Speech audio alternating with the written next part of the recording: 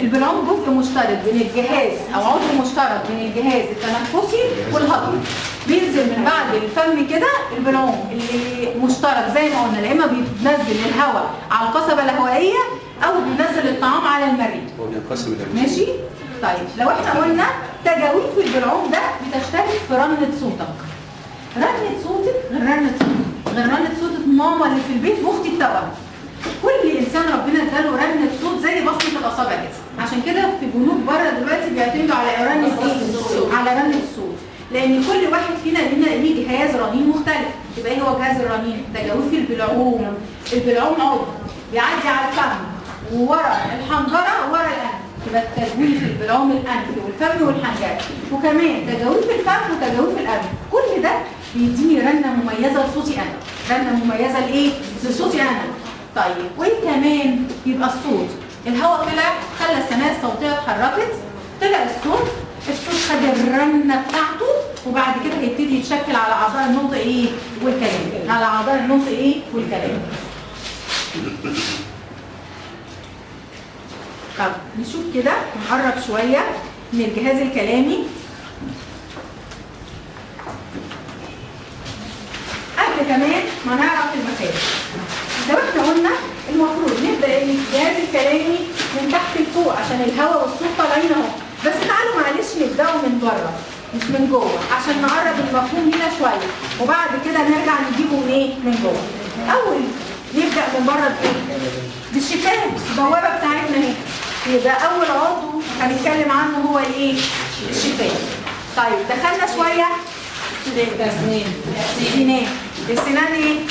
اللثه، الفكين، ايه كمان؟ ها؟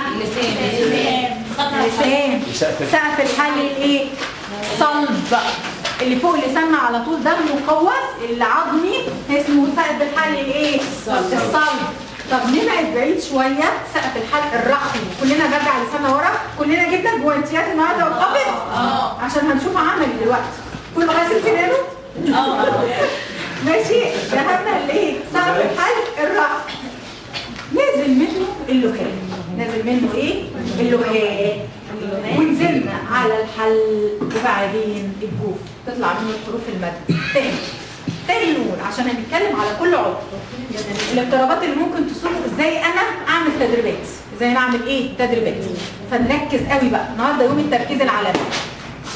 يبقى احنا قلنا كده دخلنا ها شفاء، اسنان، اللثه، ها ماشي كده. هو الفكين هو الشابك فيهم اللي هو ايه؟ اللثه والاسنان، سقف الحلق الصلب، سقف الحلق الرخو، اللهاب، اللسان، الحلق، الجوف.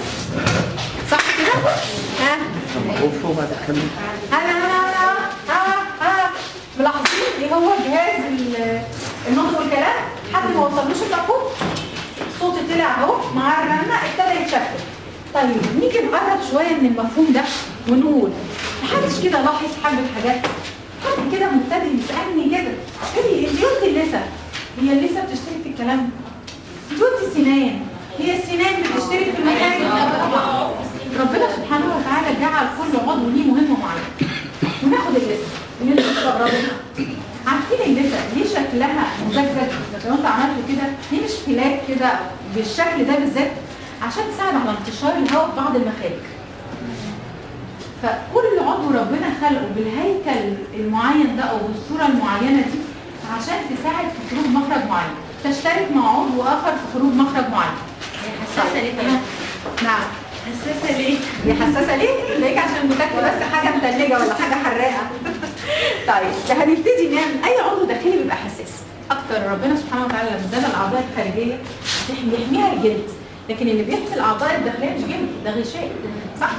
فطبعا لازم احنا نحافظ عليه، وهنعلم الطفل كمان ازاي يحافظ عليه، لان بقنا ولساننا بالذات هي علامه الصحه، وبيظهر عليه بسرعه علامات المرض، زي ما هوريكم صور اللسان، لسان المريض واللسان الكويس.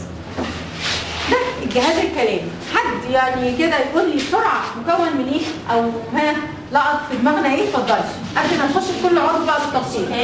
برافو. ترتيب الشفاه، الاسنان، اللثه، اللهاب، الاول؟ لا صف الحلق الصلب وبعدين صف الحلق الرق واللغات واللسان والعوم.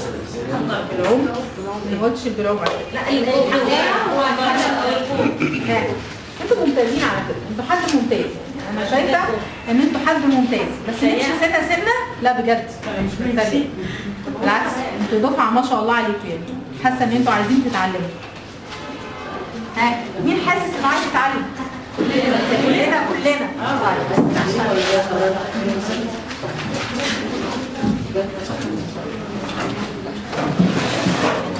تعالوا بقى نقرب من كل عضو وناخد تفاصيل. ليه؟ لان احنا هنتعامل معاه.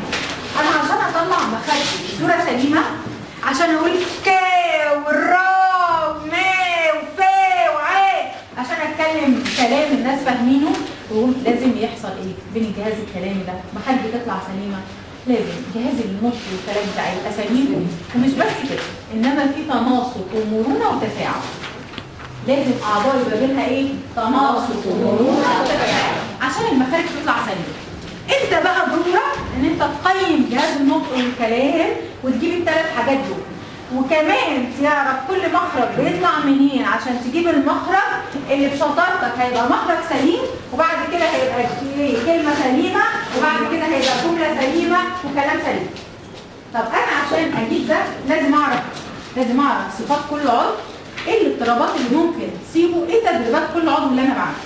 وزي ما قلنا واحنا بندرس الاعاقات، هندرس ان في اعاقات معينه لا ده انا لازم ابقى بروفيشنال في ده، زي اعاقه السي بي او الاصابه الدماغيه، زي ما قلنا هنتعود ان احنا نقول بعد كده اصابه دماغيه بالسي بي، ان ده بيعتمد على مهارتك في جهاز النطق والكلام، لان بيبقى الضعف اللي عند الولد في الحركه هو نفسه الضعف اللي عنده في الايه؟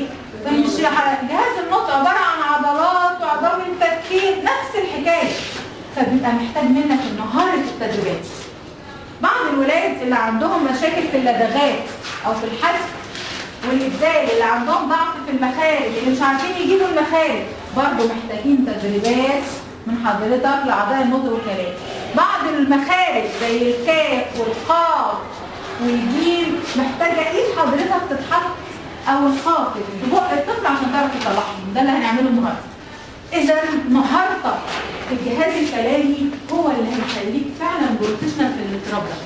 انا قلت لكم ان بعد النهارده، بعد المحاضره بتاعت النهارده، تقدر تمسك ولاد اختك، ولاد اخوك، ولاد جيرانك عندهم لدغه، عندهم، تبتدي تدرب نفسك عنهم. عشان كده النهارده عايزه كل تركيزكم. تعالوا نمسك كده ايه؟ اول عضو واهم عضو، ولا نبتدي الاول بالشفاه؟ البوابه، نبتدي بالشفاه، ماشي. زي ما قلنا الشفاه هي اول اعضاء الايه؟ اعضاء النطق والكلام الخارجيه. طب بتطلع منها اصوات، يعني هي موكله باصوات، يخرج منها 4 اصوات، الب والواو والميم، وتشترك مع السنان في الفاء، وهنشوفها على الجهاز الكلامي. يلا يا ايمان، تطلع منهم ايه؟ الشفاه، ب ما واو اهو. طب كلنا نقول مع بعض، ب ما واو. في حاجه بنتحرك من الشفايف؟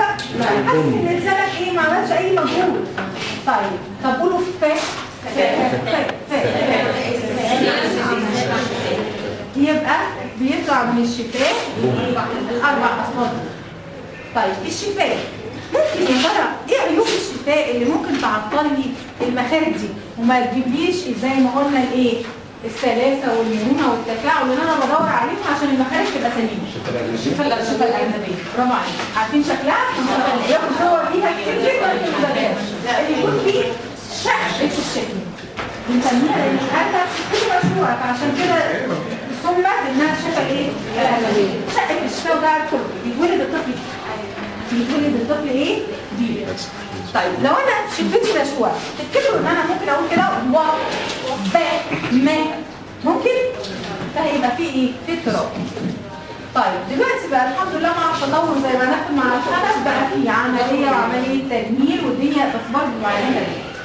بس اللي اصعب ان لو شق يعني الشفه مصاحب للشق كمان بسقف الحل الصلب او الرفع او شق المتكامل. لكن من عيوب الشفاه اللي هو الشفه الارنبيه او شق في الايه؟ في الشفاه. طب ايه كمان ممكن يكون من عيوب الشفاه؟ ده الشفه الغليظه. احنا لسه بنقول عمليه جراحيه. سرحتي ولا ايه؟ وتدريب برضه بعد العمليه الجراحيه. زي ما قلنا الشفاه الغليظه ان يكون في برضه يقول ان في شفاه كبيره عن حجمها او شفه اغلظ من شفه ما تبقاش عارفين نتحكم فيها قوي. ايه كمان؟ ضعف عضلات الشفاه. كلنا نعمل كده.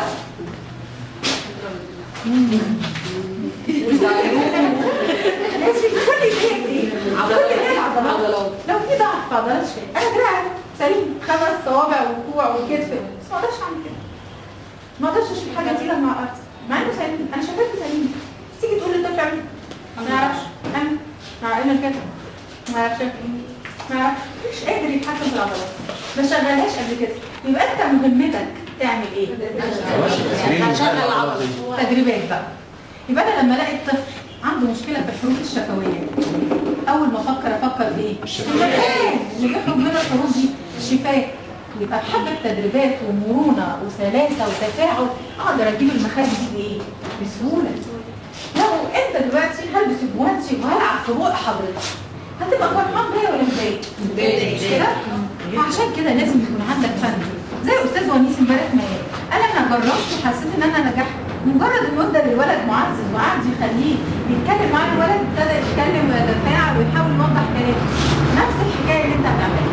في فرق ان انا ولد داخل عندك خايف ومرعوب وانت بقى الدكتور اللي عندك جوانتي وعندك خافض او انت اللي هتلعب في بقنا زي ما شفنا الصوره بتاعت الولد امبارح فاكرينه؟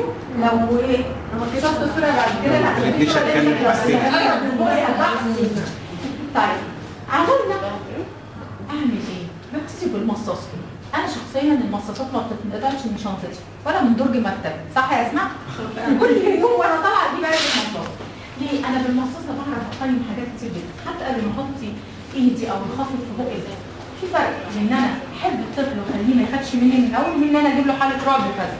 لو انا مسكت المصاص قلت له يلا عشان تبصها تمام احطها لك هنا، طب يلا نمسك عليها لجوه يبقى انا كده هقيم عضلات الايه؟